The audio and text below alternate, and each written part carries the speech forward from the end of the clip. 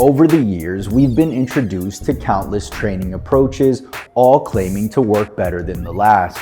And while there have been a handful of strategies that have shown some promise, most of them are just flat out gimmicks that sizzle out over time. Now, before we jump into the 5 popular training strategies that can actually hurt your progress in the gym, let us first go over the type of training that doesn't suck for muscle growth.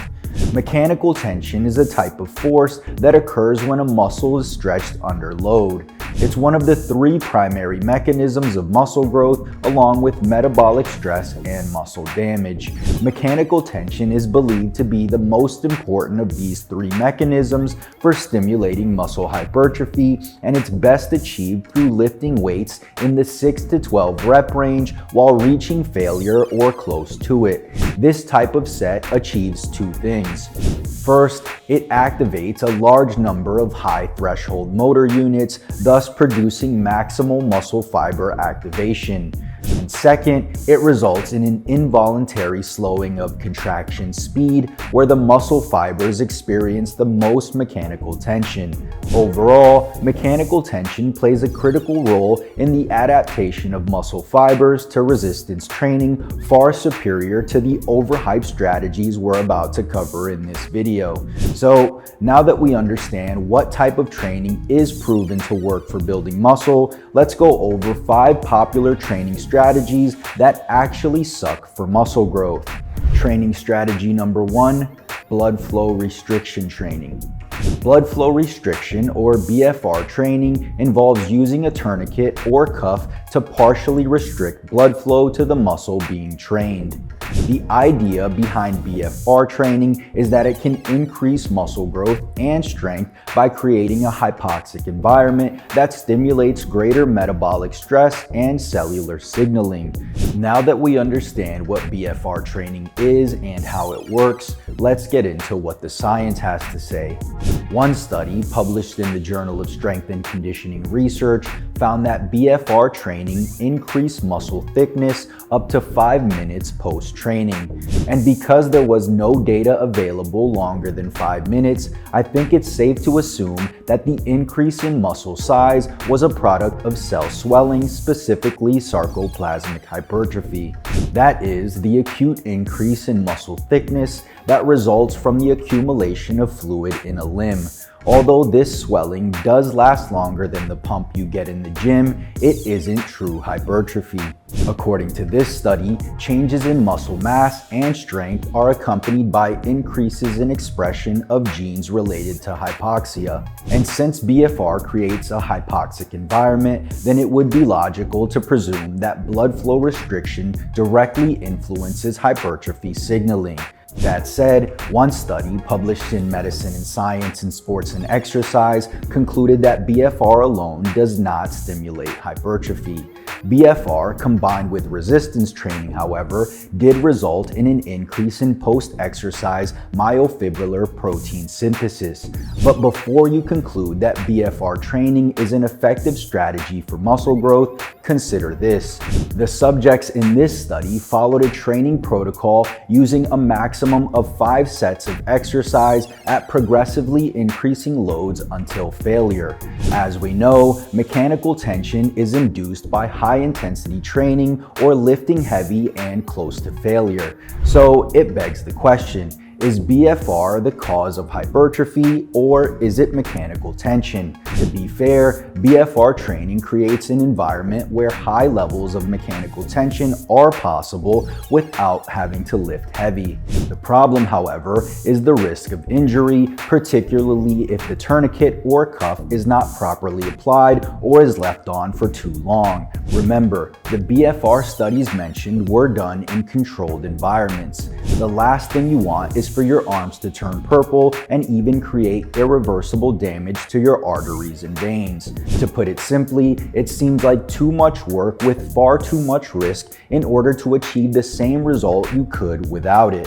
Not only that, but this type of training would be limited to just your arms and legs, making it even less effective for overall muscle growth. Training strategy number 2, compound sets. To be clear, I'm talking about supersets that involve performing two different exercises for the same muscle group, one after the other with no rest in between. This is a common intensity technique utilized by bodybuilders to activate the muscle more and create a bigger hypertrophy stimulus. At least that's the idea. One study published in the Journal of Strength and Conditioning Research compared two training strategies: grouped supersets, where they train the same muscle, and separated supersets, where they train different muscle groups. For grouped supersets, in this case the bench press with the pec deck done after, the study showed increased delt activation as the sets went on, showing increased muscular fatigue.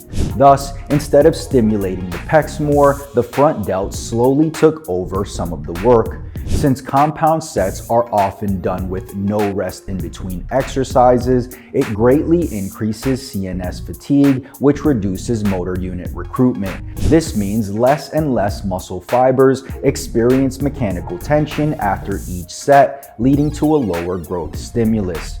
Next, the superset done with the same muscle showed higher levels of muscle damage, resulting in longer recovery periods.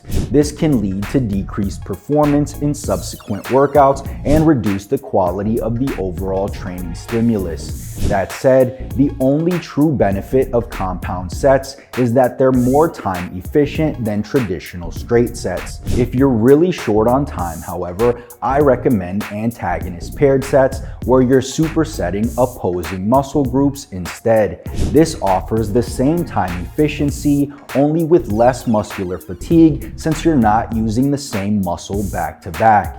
And if you want to make it a bit more effective, rest 1 minute between exercises to allow fatigue to dissipate so you can train at your max intensity for the next part of the superset.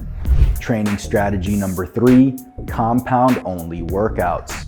Compound-only workouts can be effective for building muscle and strength, especially for beginners. However, there are some limitations to using only compound exercises in your workout routine. For instance, compound-only workouts may not provide enough variation to target every region of a given muscle. Looking at this 2011 study published in the Journal of Strength and Conditioning Research, different exercises for the same muscle group cause different amounts of hypertrophy along the length of the muscle. For example, the long head of the triceps is more active during single joint tricep extensions than during the bench press. Another example would be comparing the growth of the quadriceps on a Smith machine squat versus the leg extension. While both are exercises done for overall quad development, the leg extension and isolation movement showed greater growth for the rectus femoris over the squat. This is called regional hypertrophy, where it's possible to emphasize growth in a specific muscle region by altering joint angles, line of force, and range of motion. And these variables are easiest to adjust when using isolation movements. Although the majority of your training should consist of multi-joint movements that target more than one muscle group, incorporating single joint isolation exercises is the only way to fully maximize overall muscle growth. Training strategy number 4, pre-exhaust training. Pre-exhaust training involves performing an isolation exercise followed by a compound exercise that involves the same muscle group. For example, performing leg extensions before squats. One reason pre-exhaust training may not be optimal for muscle growth is that it can limit the amount of weight that can be lifted during the main compound exercise. Not only that, but when performing a multi-joint exercise, the central nervous system favors those muscles that are less fatigued. Thus, pre-exhausting a muscle actually reduces its involvement in a subsequent exercise. This means there's less muscle fiber recruitment, meaning there's a decrease in the number of muscle fibers that experience mechanical tension. Thus, the overall stimulus for muscle growth is reduced. What happens is you end up recruiting and activating more of the synergist, aka the secondary muscles in the compound lift, which is the exact opposite of what we're trying to achieve with pre-exhaust training.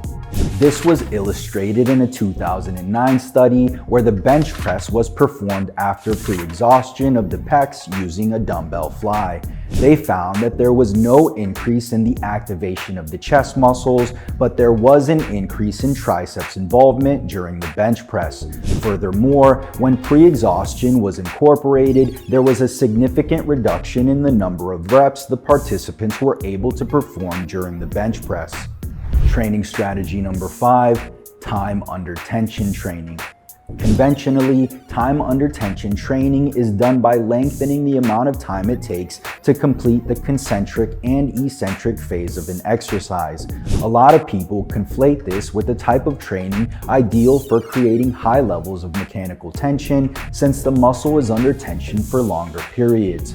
What actually creates the most mechanical tension, however, is the involuntary slowing of contraction speed. With time under tension training, the contraction speed is slowed down voluntarily, making it far less effective. To achieve muscle growth, only those contractions that involve the recruitment of high threshold motor units will stimulate meaningful amounts of hypertrophy. This can be achieved when training to failure or close to it, typically in the last 5 reps of a set. When utilizing time under tension training, you're intentionally slowing down your rep speeds from the first rep to the last. Hence, this means you're voluntarily applying a low level of force to slowly move the load, thus resulting in less high threshold motor units being recruited.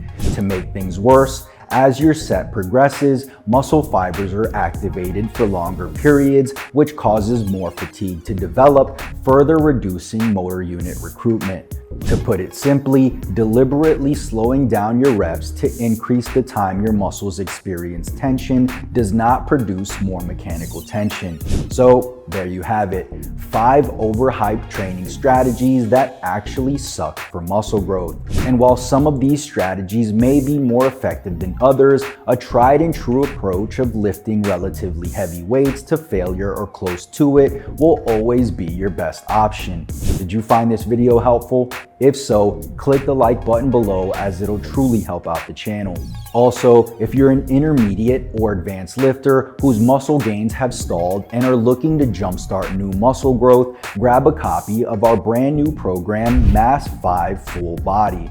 This is a high-frequency, full-body workout for intermediate and advanced lifters who are looking to take their physique to the next level. And right now, you can get an additional 25% off by using the coupon code MASS25. If you want to learn more, click the link in the description below. Also, if you're enjoying the content and want to support the channel, all we ask is that you subscribe for more videos and turn on post notifications so you don't miss the next one. Peace.